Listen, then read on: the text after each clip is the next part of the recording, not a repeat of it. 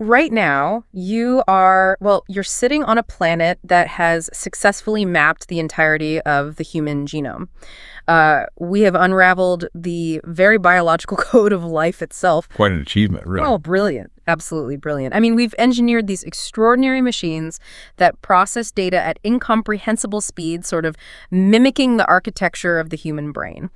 We have quite literally broken the bonds of Earth's gravity, right? Placing human beings upon the surface of the moon, sending rovers to sift through the dust of Mars, and yet look at the staggering paradox of our daily reality. It's a rather grim contrast, isn't it? It's terrifying. We remain utterly trapped in a vicious cycle of global conflict. We are witnessing accelerating ecological ruin that, threatens the very habitability of our biosphere. Right. And we lose trillions of dollars annually to profound political dysfunction and corruption. So the question is, how is it that our technology has achieved the realm of science fiction whilst our collective human consciousness seems anchored in the Dark Ages? Well, I mean, the chasm between our external scientific mastery and our internal psychological immaturity is really the defining crisis of our species. Spot on. We have perfected the mechanics of manipulating matter. Yeah. Yet we remain entirely illiterate in the architecture of human purpose. We've essentially constructed a civilization that accelerates without a steering mechanism. Without a steering wheel. That is the terrifying reality we are confronting today. So, welcome to this deep dive. Whether you are a brilliant university student taking a brief respite from the library or a lifelong learner joining us in what we might call a high-level academic salon, we're just thrilled to have you here. Absolutely thrilled. Our mission today is to unpack a profoundly post-materialist paradigm that attempts to answer this very paradox. We are drawing upon 3 groundbreaking source texts today. Yes, quite dense but brilliant text. Indeed. They are Prout, a progressive paradigm for holistic social utilization, Prout and the Path of Universal Well-Being, and the Architecture of Progressive Utilization. Through these sources, we're going to explore a comprehensive, systemic roadmap for universal well-being. But before we jump in, it is vital to establish our ethos for this discussion. Yes, the groundwork is essential here. We will be analyzing immense historical shifts in political and economic thought, essentially critiquing the foundations of both capitalism and communism. Now, please note, we are impartially reporting on the philosophical and economic concepts provided within these specific texts. Right. We aren't picking sides here. Exactly. We are not endorsing any political ideology, but rather striving to convey the intricate ideas contained in the original source material so that you can examine them critically. Because, I mean, the demand placed upon us by these texts is rigorous. Yeah. They don't merely offer a theoretical critique. No, they certainly don't. They demand that we examine the causal mechanisms of our societal failure and propose practical implementation.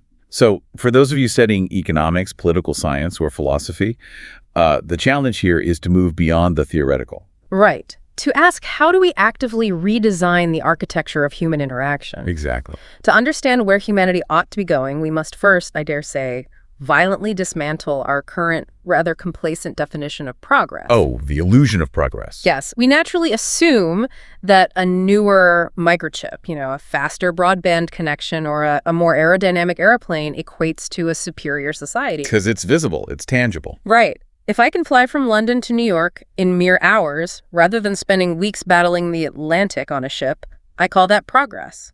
But the sources suggest this equation is fundamentally flawed, isn't it? It is entirely flawed. The flaw lies in our failure to examine the physics of the material realm. The texts introduce this fascinating Sanskrit concept of pragati. Pragati. Yes, pragati. The etymology here is absolutely crucial. Pragati translates literally to well-directed motion. Ah, well-directed. Yes, it insists that movement alone is not progress. I mean, a car hurtling toward a cliff edge is in motion, but it's certainly not progressing, is it?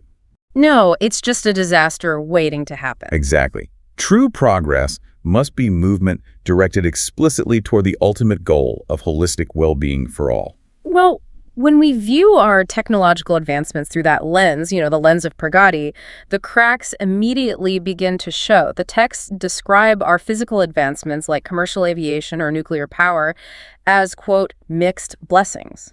Which is a remarkably generous term frankly. I would argue it is. In the physical realm, we are entirely bound by the absolute inescapable law of cause and effect.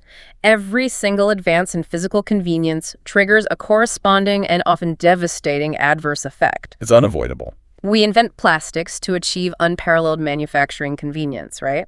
And a century later, microplastics are coursing through our own bloodstream. Yes, right into the biological level. We mass-produce the internal combustion engine for personal freedom, and we trigger atmospheric degradation that destabilizes global weather patterns. It is a zero-sum game.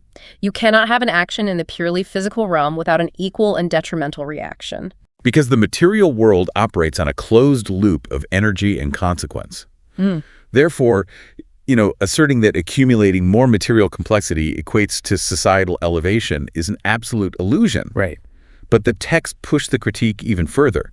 They challenge the assumption that our salvation lies purely in intellectual expansion. Oh, this is a big one for our university listeners. It really is. The common academic assumption is that if we simply educate everyone, if we expand the intellect, we will solve our global crises. Just throw more degrees at the problem. Exactly. However, the sources observe that pure intellectual expansion, when it's devoid of a corresponding moral or spiritual anchor, merely creates more sophisticated contradictions. I think of it like an orchestra attempting to play a complex symphony without a conductor. That's a brilliant way to put it. Every musician is brilliant, their instruments are perfectly tuned, but without a unifying, transcendent direction, the result is just cacophony. Utter noise. The sources point out that psychic diseases, profound existential anxieties, and societal alienation are vastly more prevalent among highly educated urban populations compared to close-knit agrarian village communities. Yes, the data supports that entirely. Expanding the intellect without expanding our ethical capacity simply provides a larger landscape for mental disorders and neuroses to take root. We are giving humanity sharper tools, but we are not teaching them what to build. So, if physical progress invariably carries an ecological or social penalty, and intellectual progress without a spiritual foundation leads to psychological fragmentation, Right. then the entire metric by which we measure human success is completely invalid. We're essentially celebrating our own slow destruction. Let us ground this in an analogy inspired by the texts, which I shall call the village well. Ah, yes, the village well. I want you, the listener, to picture a remote, isolated village that survives entirely on a single, ancient, central well. Now, imagine a subset of the village leaders utilize their advanced intellectual capacity to invent highly efficient mechanized pumps and massive holding tanks. Okay. They draw nearly all the water for themselves, hoarding it in private reservoirs. Meanwhile, they stand upon soapboxes, utilizing brilliant rhetoric to preach the virtues of patience, austerity, and hard work to the thirsty villagers below. It's a grim picture, but accurate. Right. If our material progress is merely granting us the machinery to drain the communal well faster, and our intellectual progress is merely designing more articulate justifications for stealing that water, where does actual objective progress happen? Well, the visual of the mechanized well perfectly isolates the problem of proprietary economics. The answer the sources provide to this dilemma is absolute. And what is that? They say true progress, the kind of progress that is inherently free from opposing negative reactions, only exists in the spiritual sphere. Only in the spiritual sphere. Yes. It is only in the realm of inner consciousness, where movement is purely one-directional. In the physical world, as you said, every step forward creates friction. In the spiritual realm, the goal is the resolution of contradiction itself. Right. It is the deliberate internal linking of the finite individual mind to the infinite. Okay, the moment we mention the spiritual sphere, I must clarify something for our academically minded listeners who might suddenly envision, a retreat into mysticism. I'm glad you brought that up. The texts are not advocating for a mass exodus from the universities. They do not suggest we abandon our laboratories, drop out of the global workforce, and retreat to secluded mountain caves. No, retreating would be a profound failure of responsibility. The material and psychic environments are the foundational platforms upon which spiritual progress actually occurs. You can't meditate if you're starving. Exactly. You cannot meditate effectively if you are starving, and you cannot ponder the infinite if you are terrorized by war. Therefore, the mandate is not to flee the material world, but to aggressively and deliberately adjust our physical and psychic environments to facilitate that inward spiritual journey. So we must organize our economic and political systems so that they serve as a launch pad for human elevation, rather than a prison of material accumulation. Precisely. To understand how we have failed to build that launch pad, we really must examine the historical political shifts the sources critique. Let's look at capitalism first. Right. The fundamental driving mechanism of the capitalist mode of production is its obsession with what Karl Marx classified as exchange value. The system calculates the worth of a commodity, be it a life-saving pharmaceutical or an acre of fertile land, entirely by its market price and its potential for profit generation. Which is deeply problematic. Its actual utility, its ability to sustain human life, is secondary to its ability to generate wealth for shareholders. And this obsession with exchange value creates structural hoarding. The well is drained not because the water is needed, but because the water can be sold. Right. In response to this, the 20th century witnessed the rise of communism. The communist model recognized the injustice of the hoarded well, but its proposed solution relied on a sterile, rigid, bureaucratic state control of all productive resources. The state simply became the new hoarder. Exactly. What the texts brilliantly elucidate is that both systems, despite their fierce historical antagonism, are fundamentally trapped in proprietarian economics. Proprietarian. I mean, they're both entirely consumed by the concept of ownership. Yes, exactly. They are fighting over who holds the title deed to the well. Maybe it's a conglomerate of private shareholders or a vanguard of party bureaucrats. Right. Neither system steps back to ask the fundamental question: how can the water be managed to systematically nourish the physical, mental, and spiritual growth of every single inhabitant? They treat human beings as either consumers to be exploited or cogs to be managed. But never as complex, tri-stratified entities destined for cosmic realization. This brings us to a monumental shift in our narrative. If true progress requires this internal spiritual expansion, we must fundamentally redefine what it means to be a human being. We cannot look at ourselves merely as biological machines participating in a market. No, that's far too reductive. The texts remind us that biologically, human beings are metazoans complex, multicellular organisms. But we possess a staggering anomalous trait, a highly developed I feeling. We have profound self-awareness. And that I feeling is the biological spark that ignites our custodial duty. I mean, a dog may experience grief. A dolphin may utilize brilliant instinctual communication networks. Sure. But human beings possess the unique capacity to consciously reflect upon our own thoughts, to interrogate our base instincts, and to deliberately redesign the architecture of our societies. We are Earth's custodians, not just survivors. Exactly. We're not merely evolutionary survivors clinging to a rock hurtling through the vacuum of space. The sources assert we are the conscious custodians of this planet. To be a custodian implies a profound duty of care. The texts explain that to fulfill this duty, we must recognize that human life is tri-stratified. We exist simultaneously across three distinct but interconnected dimensions. Did you break those down for the listener? Of course. First, the physical stratum. Our biological bodies, our material requirements for caloric intake, shelter, and medical care. Second, the mental stratum. Our intellect, our creative faculties, our capacity for rigorous scientific analysis and artistic imagination. Right.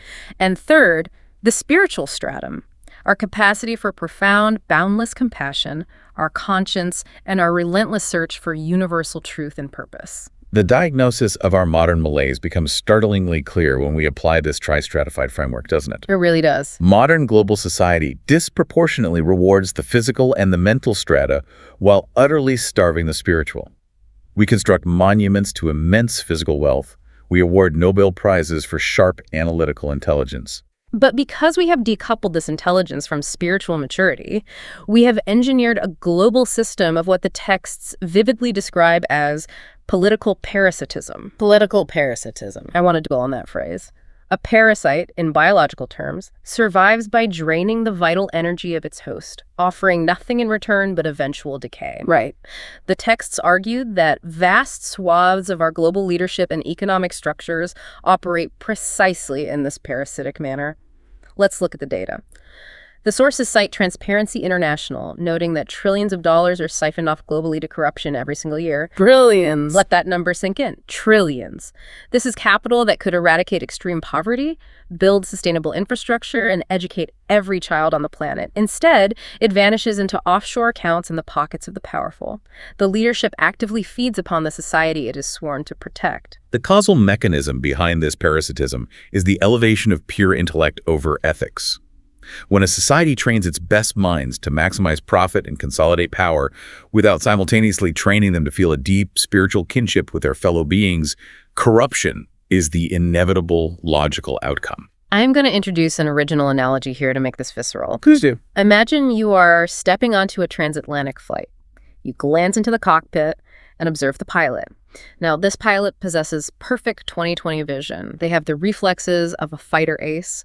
They understand the aerodynamic engineering of every single dial and lever on the instrument panel. Okay, sounds like a great pilot. Technically, intellectually, and physically, they are flawless. However, they possess absolutely no moral compass. They do not value human life in the slightest. That pilot is fully capable of flying the aircraft flawlessly right into the side of a mountain. Because the technical brilliance of the pilot merely makes the destruction more efficient. That terrifying image perfectly encapsulates a phrase from the text that I found deeply chilling. The polished Satans. Ugh, yes. The polished Satans. We are surrounded by them. These are individuals who roam our corporate boardrooms, our university halls, and our seats of government. They are brilliantly educated, holding advanced degrees from elite institutions. They are impeccably dressed, articulate, and wealthy beyond measure. And yet internally, they are a moral void. Their vast intellectual capacity is entirely decoupled from any sense of universal compassion. They use their minds not to elevate humanity, but to manipulate the market and consolidate their own power. When we examine the scientific and spiritual implications of the polished Satan, we are forced to recognize the sheer, staggering, latent potential of the human brain when it is actually infused with morality. Right? The texts draw a sharp contrast between these parasitic leaders and monumental historical figures. Think of Albert Einstein, Mahatma Gandhi, or Swami Vivekananda. Now, a cynic might argue those figures were simply biological anomalies. Were their brains structurally different? Neuroscience would suggest they were not biologically distinct from the rest of us. What separated a Gandhi or an Einstein from a polished Satan was a better utilization of their tri-stratified potential. Better utilization. Yes. They actively harmonized the physical, mental, and spiritual. They didn't suppress their intellect. They tethered it to the deeper networks of empathy and cosmic understanding. When raw intelligence is married to spiritual maturity, it ceases to be a tool for manipulation and transforms into a force for universal elevation. This serves as a direct, urgent challenge to you, the university student listening to this deep dive right now. You are in the library, furiously memorizing macroeconomic formulas, preparing for your final exams, and anxiously plotting your entry into the corporate job market. Right. The sources are warning you that your academic rigor, your mental development, and your career preparation, your physical security, are actively dangerous if you do not deliberately cultivate your inner spiritual maturity. Absolutely dangerous. Without ethics, without a cultivated sense of universal compassion, your shiny new university degree simply makes you a more efficient gear in a parasitic machine. You risk becoming the very polished Satan we are critiquing. The burden of education is not merely the acquisition of data, it is the refinement of character. But this places a massive burden on the individual. We must ask, how do we structure a macroeconomic system that actively prevents this parasitism? How do we build an economic architecture that nurtures the tri-stratified human rather than incentivizing sociopathy? That brings us to the core structural solution provided by our source texts. We are introducing the socio-economic philosophy known as Prout, Progressive Utilization Theory. Prout, Progressive Utilization Theory. The architecture of this theory is incredibly robust, and we're going to examine its mechanics deeply. Prout, Progressive Utilization Theory, is presented not as a mere tweak to capitalism, but as a holistic post-materialist worldview. It is a grand synthesis, really. It draws upon the perennial philosophy of ancient wisdom traditions, integrates the ecological imperatives of deep ecology, and even aligns with the staggering philosophical implications of quantum physics, the idea that all matter and consciousness are fundamentally interconnected at the subatomic level. The foundational economic mechanism of Prout, Progressive Utilization Theory, is its complete rejection of profit as the central defining motive for human economic activity. Right. In our current system, the survival of an enterprise is dictated entirely by its ability to maximize returns for investors. If it does not generate financial profit, it perishes, regardless of its social value.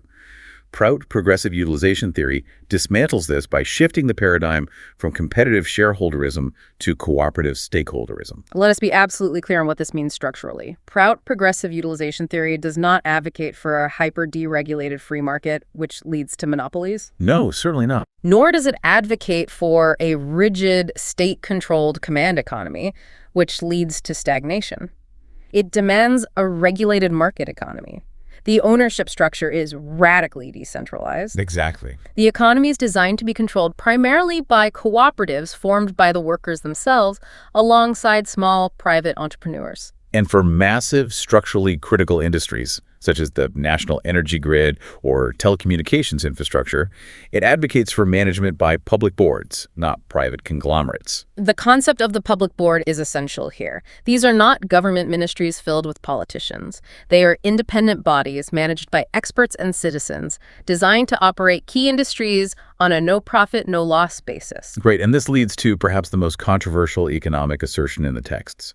Prout Progressive Utilization Theory insists that unprofitable industries should be established and heavily supported if they provide substantial, long-term developmental benefits to human beings. Now, I must push back on this point aggressively on behalf of our listeners trained in classical economics. Go ahead. This sounds like a recipe for immediate fiscal ruin. If you establish industries that inherently lose money, how does the system sustain itself? How is this not just another starry-eyed utopian critique of capitalism that will collapse the moment the treasury runs dry? It's a fair question. The sustainability comes from a fundamental redefinition of value. Prout Progressive Utilization Theory forces us to prioritize utility value over exchange value. Utility over exchange. Yes. In a capitalist model, an industry is unprofitable only if it fails to generate surplus capital for an owner.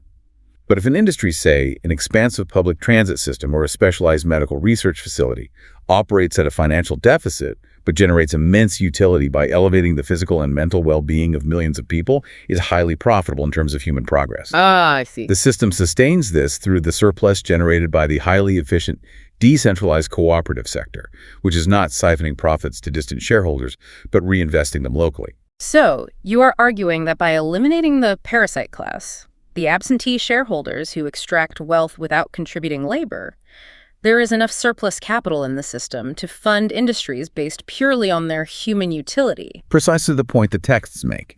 Furthermore, Prout Progressive Utilization Theory is explicit that it is not merely a reactionary critique of social problems. It is a positive, proactive architectural effort originating from the fundamental needs of holistic human fulfillment. The driving engine of this architecture is what the sources term coordinated cooperation. Yes, coordinated cooperation. I want to break that down. How does that differ from the cooperation we currently see in the modern workplace? Well, the current corporate model operates on subordinated cooperation. Consider the dynamic between a CEO and a factory worker. The worker cooperates, certainly. They show up, they perform their duties, they collaborate with their peers. Right. But they do so only because they're structurally subordinated to the owner of the capital. They are cooperating under the threat of starvation or homelessness. They are a means to a financial end. They don't have a choice. Exactly. Coordinated cooperation, conversely, is true community synergy. It occurs when free human beings, recognizing their shared existential value and possessing equal structural ownership in a cooperative, come together to utilize resources for their mutual collective elevation. The word utilization in Prout, Progressive Utilization Theory, is doing a massive amount of philosophical heavy lifting here. It really is. The texts expand the definition of a resource far beyond the physical. We are not just talking about the progressive utilization of coal, timber, or financial capital. No, the utilization is tristratified, just like the human being. Resources include the material, the metaphysical, and the spiritual. Let's consider the metaphysical. Okay. A brilliantly empathetic mind, a person with a profound innate capacity for conflict resolution, or someone with transcendent artistic expression, that individual is a profound societal resource. But in a purely capitalist system, if that person cannot monetize their empathy, if they cannot turn it into exchange value, society deems them useless and tosses them aside. We waste that resource. We do. Prout Progressive Utilization Theory demands that we build structures to progressively utilize all these latent capacities. If a person has a spiritual aptitude for teaching or healing, society must support them in utilizing that gift for the welfare of all, regardless of its immediate financial yield. But how do we ensure this doesn't become rigid? I mean, history shows us that grand economic theories often petrify into dogmatic, totalitarian nightmares. The Soviet Union began with high ideals of utilizing resources for the worker and ended in gulags. Right. How does Prout progressive utilization theory guard against this calcification? By establishing the epistemological principle that practice must always precede theory. The texts actively warn against dogmatism, the rigid adherence to a past text, a specific leader, or an outdated idea, violently restricts mental expansion. So it has to be adaptable. Yes. Therefore, the economic policies dictated by Prout progressive utilization theory are not written in stone. They are designed to dynamically adapt to variations in time, place, and person. What works for an agricultural cooperative in an arid region in the 21st century will not be the same policy applied to a high-tech manufacturing cooperative in a coastal city in the 22nd century. The overarching goal, universal well-being, remains absolute, but the mechanical application is entirely fluid and pragmatic. Let us look at the geopolitical mechanics of this fluidity. We have this incredible, adaptable economic architecture that values utility, metaphysical resources, and coordinated cooperation. Yes. But we're currently living on a globe fractured by feuding, heavily militarized nation-states. You cannot simply overlay the principles of Prout progressive utilization theory onto our current map of hardened borders and expect it to function. The physical lines drawn on the globe and the entrenched power structures they represent must fundamentally change. The shift required is monumental. To transition from a world of proprietary absolutism, where nations hoard wealth and wage trade wars, to a world of progressive utilization, the locus of human power must shift simultaneously in two opposite directions. The texts reimagine the classic environmental slogan, think global, act local, transforming it into structural law. Yes, walk us through the mechanics of that dual shift. Well, under Prout, progressive utilization theory, all economic, social, and cultural power must be devolved entirely to the local and regional levels. The era of centralized, distant economic planning must end. Right. Simultaneously, all political and military power must shift upward, stripped away from individual competing nation-states, and consolidated into a unified world confederation. I want to focus on the local devolution first. The texts introduce the structural concept of the Samaj. The Samaj. Yes. For our listener, understanding the Samaj is critical to understanding how this localized economy actually functions. A Samaj is essentially a self-reliant socio-economic unit. It is not a nation-state defined by arbitrary lines drawn by colonial powers centuries ago. No. Instead, it is an organic region defined by shared economic needs, geographic realities, ecological boundaries, and cultural affinities. The sources envision redistricting the entire globe into roughly 200 of these Samajas. 200 globally. Yes. For instance, they propose approximately 44 Samajas for the vast, diverse Indian subcontinent alone. The fundamental purpose of structuring society into samajas is to optimize both the socioeconomic vitality and what the texts beautifully term the positive sentimental energy of the local population. Positive sentimental energy. It's a wonderful phrase. The mechanical rule here is strict economic self-reliance. A samaj must strive to produce its own essential goods: food, basic clothing, housing materials, medicine. Now, I must intervene again with a macroeconomic challenge. Complete self-reliance sounds perilously close to isolationism. Right. If a Samaj in a landlocked desert region refuses to trade with a Samaj in a fertile river valley, they will simply starve. How do these units handle international or interregional trade without slipping back into the exploitative capitalist models we just critiqued? It is not a ban on trade. It is a ban on exploitation. The Samaj structure specifically prevents trans-Samaj imperialism. Because the local economy is owned by local cooperatives, an external multinational corporation cannot enter the Samaj and extract its raw materials or labor for foreign profit. Trade between Samajas absolutely occurs, but it is organized through mutual agreements based on utility and surplus. Managed by the World Confederation. Often managed by the overreaching global confederation rather than through predatory free trade capitalism. One region cannot systematically bleed another region dry. This structural redistricting fundamentally rewrites human identity, doesn't it? We're accustomed to defining ourselves by our passports. But the text introduced the sublime concept of dual citizenship. Let me elucidate the mechanics of this for you. As an individual, you would possess a community or Samaj citizenship. This is based on your physical existence, your material reality, which the texts refer to as asti. Asti. In the realm of asti, you merge your economic interests, your daily labor, and your cultural expression with your immediate local community. You are a citizen of your Samaj. But that is only the foundational layer of identity. Your primary transcendent identity is that of a cosmic citizen. Cosmic citizen. Yes, you belong to the infinite mental and spiritual realms referred to in the texts as body and ananda. You are a citizen of the universe first and a citizen of your local economy second. This philosophical framework maps perfectly onto a phenomenon we see in modern space exploration. The sources specifically mention the overview effect. Ah, yes. The astronauts. When astronauts break through the atmosphere and look back at the Earth from the vacuum of space, they experience a profound cognitive shift. They do not see national borders, they do not see passports, trade tariffs, or demilitarized zones. They see one fragile, interconnected, breathing blue sphere floating in the darkness. It's an instant visceral realization that all our human divisions are entirely artificial constructs. The overview effect is the empirical validation of cosmic citizenship. But here's my challenge, and it's a massive one. It's easy for an astronaut to feel the overview effect while floating in zero gravity. How do we institutionalize that realization on the ground? Right. If we strip military and political power from the nation states and give it to a unified world confederation, how do we avoid creating a terrifying, inescapable, tyrannical global regime? A world government is the ultimate dystopian fear for many. If the world confederation becomes corrupt, there is nowhere left to flee. It is the most vital structural question we can ask. The texts confront this fear by establishing the governance upon the philosophy of Samaj Tattva. Samaj Tattva. Yes, the principle of absolute social equality. This principle forms the legal and moral basis for a bicameral world governance structure.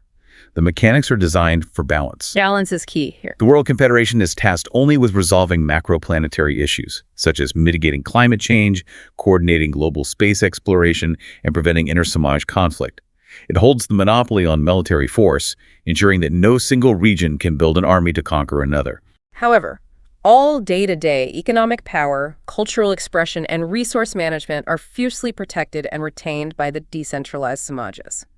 The global government has no authority to dictate local economic production or cultural practices. It is a profound balance between the macro-managerial and the micro-experiential. But how do we transition to this? History is littered with the corpses of revolutions. And this is where Prout Progressive Utilization Theory explicitly critiques the mechanics of forced political revolution. We have seen the model of the vanguard party that seizes state power through violence and attempts to force a utopian vision from the top down. It invariably ends in bloodshed, purges, and new forms of oppression. The texts establish an ironclad mechanical rule. The structural liberation of society can only ever occur as a natural consequence of the liberated consciousness of individuals. This means that a political revolution without a prior spiritual revolution is doomed. Entirely doomed. Cultural change, mass education, and deep moral development must precede any shift in governance. Absolutely. Political architecture must organically arise from a shift in collective consciousness. It can never be violently imposed. If you attempt to impose the structure of Prout Progressive Utilization Theory without first elevating the spiritual and ethical consciousness of the population, you simply replace the current capitalist Polish Satans with a new bureaucratic class of Polish Satans. The greed will simply find a new legal loophole. Precisely. Which means the entire viability of these decentralized Samajas and the safety of this global confederation rests upon a radically expanded definition of empathy. We must redefine who and what deserves our care and legal protection. And this brings us to the profound spiritual heart of our sources, the concept of NeoHumanism. NeoHumanism, or NeoHumanism, is the essential philosophical bedrock. Without it, the economic architecture of Prout Progressive Utilization Theory will fail. Let's trace the evolution of thought here. Traditional humanism, emerging during the Enlightenment, was a massive evolutionary step. It demanded that we value human welfare and rational thought above religious dogma or the divine right of kings. But traditional humanism had a fatal flaw. Its circle of compassion stopped at the boundary of the human species. It remained entirely anthropocentric. Exactly. Neo-humanism, or Navacetana, shatters that boundary. It expands the circle of compassion infinitely, moving beyond mere human welfare to include all living beings, the flora, the fauna, and extending even to the animate and inanimate ecology.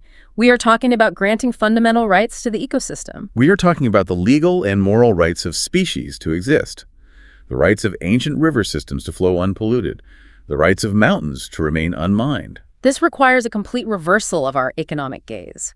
It demands a shift from viewing the natural world purely through the lens of utility value, asking only how we can extract profit from it, to legally and spiritually recognizing its existential value. Every entity has a right to exist, entirely independent of its usefulness to human beings. The texts issue a stark warning against looking at the universe with hungry eyes. Hungry eyes. Our current economic system trains us to view every single element of existence as a potential commodity to be consumed. That is a devastatingly accurate indictment of modern consumer culture. Let's look at how this manifests. When a lumber corporation looks at a 1,000-year-old old-growth forest, they do not see majesty. They do not see an intricate, breathing ecosystem that took millennia to balance. No, they look through hungry eyes and see only square footage of lumber.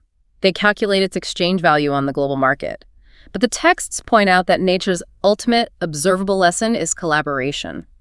A forest does not survive because one single aggressive tree dominates the canopy, hoarding all the sunlight and monopolizing the water table. The forest survives because of the deep roots, the vast, invisible, underground mycorrhizal fungi networks that share nutrients between species, the insects that pollinate, and the birds that scatter seeds. The entire system is radically interdependent. Nothing in nature thrives in isolation. Yet we have pursued a philosophy of domination, while nature demands a philosophy of stewardship. Navacetana seeks to correct this fatal error by instilling a beautiful cosmic mantra mentioned in the sources. Haramipita garimata swadesha bhuvana trayam. Let me translate that profoundly ancient concept for you, our listener. It translates to, Hara is the father, Gauri is the mother, and the universe of three worlds, the physical, the psychic, and the spiritual, is our motherland. It is an absolute declaration of cosmic kinship. The entire universe is our home, and every entity within it is family. The beauty of that mantra is undeniable, but I must anticipate the inherent tension here, particularly for the pragmatic listener.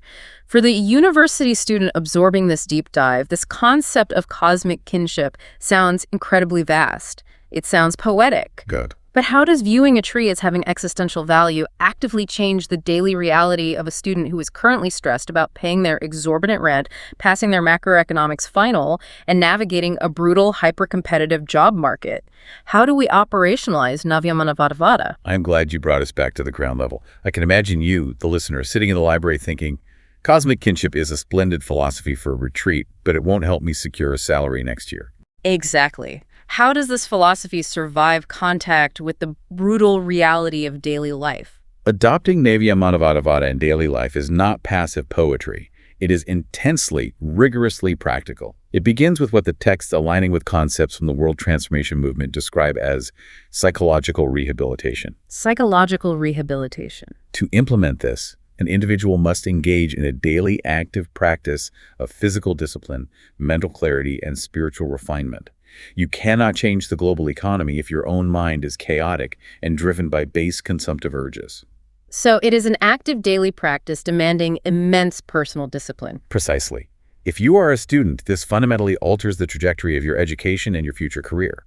In the current paradigm, you are taught to ask, which multinational corporation will pay me the highest starting salary so I can consume more commodities? And by asking that, you are actively volunteering to participate in the system of political parasitism. But when you adopt the framework of NeoHumanism and Prout, Progressive Utilization Theory, your primary question shifts entirely. You begin to ask, how can I seek the progressive utilization of my specific physical, mental, and spiritual talents to elevate my immediate Samaj? It rewires your entire interaction with the material world.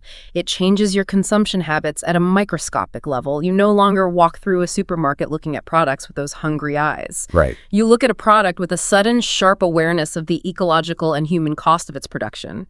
You realize that your individual interests are not inherently in conflict with the collective interest. We have been lied to by an economic system that tells us life is a zero-sum competition. In fact, Prout, Progressive Utilization Theory, explicitly states that the true, lasting well-being of the individual lies entirely within the development of the collective, and vice versa. It empowers you, the student, to realize that your education is a weapon. By cultivating your inner spiritual maturity alongside your rigorous academic pursuits, you are not retreating from the world. You are engaging in the most radical form of systemic change possible. You are actively curing the central paradox of our civilization from the inside out. You are ensuring that the advanced technology we possess is finally guided by an expanded universal conscience. What a staggering, magnificent journey we have undertaken today to synthesize this vast architecture of thought for you, our brilliant listener.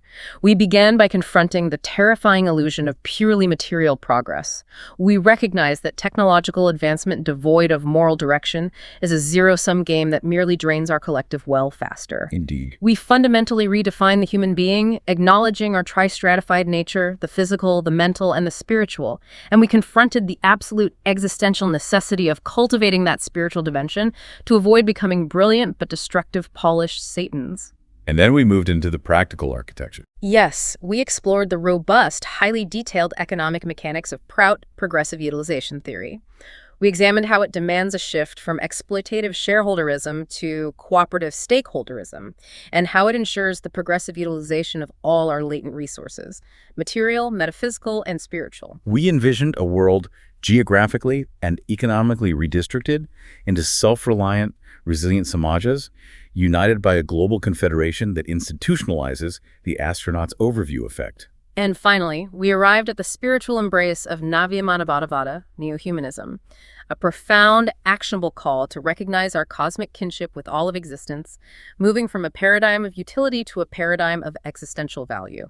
This is not merely an academic exercise in theoretical philosophy, it is a structural blueprint for human survival and flourishing. Absolutely. And to make this world a better place for all to live with happiness and justice, we must actively pursue and implement this knowledge. I strongly urge you, our listener, to know more about NeoHumanism, Navacetana, and Prout Progressive Utilization Theory. Join the Prout Study Circle in your local area or university. It's vital to get involved. Subscribe to the YouTube channels at Sadvipra's Movement and at Next Human Project to firm up your understanding of scientific spirituality and this new ethics for future humanity. For the absolute authenticity of this original knowledge, visit Ananda Marga Publication and email ampsbooks@gmail.com. You possess the intellectual capacity to grasp these concepts. Now it is time to cultivate the spiritual fortitude to apply them in the real world.